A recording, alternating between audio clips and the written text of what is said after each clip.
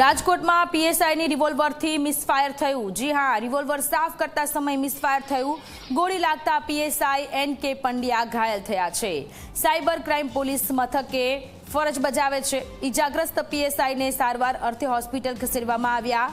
શહેરના university road પરના અપાર્ટમેન્ટની આ ઘટના છે। ગોળી લાગતા પીએસઆઈ એન.કે. પંડ્યા કે જેઓ ઘાયલ થયા છે, જેમની હોસ્પિટલમાં સારવાર ચાલી રહી છે। રાજકોટમાં મિસફાયર થયું છે। રિવોલ્વર સાફ કરતી વખતે ગોળી લાગી છે પીએસઆઈ એન.કે. પંડ્યાને, જેમને સારવાર માટે હોસ્પિટલ ખસેડવામાં આવ્યા છે। સાયબર ક્રાઇમ પોલીસ મથકે ઇજાગ્રસ્ત પીએસઆઈ ફરજ બજાવે છે।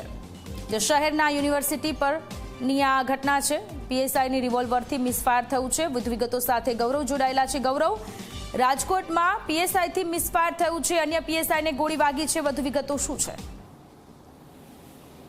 સોનલ, યુનિવર્સિટી રોડ ઉપર સમન્વય સુલભ એપાર્ટમેન્ટની અંદરનો આ બનાવ છે। મોડી રાત્રિના સાયબર ક્રાઇમ પોલીસ સ્ટેશનમાં ફરજ બજાવતા પીએસઆઈ એન.કે. પંડ્યા છે કે તે પોતાના ઘરે રિવોલ્વર સાફ કરી રહ્યા હતા અને એ દરમિયાન તેનાથી મિસફાયર થતા પોતાને જ ગંભીર ઈજા છે તે પહોંચી હતી। ખાનગી હોસ્પિટલની અંદર તેમને સારવાર માટે ખસેડવામાં આવ્યા હતા। ઉચ્ચ અધિકારીઓ છે તે ઘટના સ્થળે તાત્કાલિક અસરથી દોડી ગયા હતા અને ઘરે પણ પોલીસ દ્વારા સર્ચ ઓપરેશન છે તે હાથ ધરવામાં આવ્યું હતું।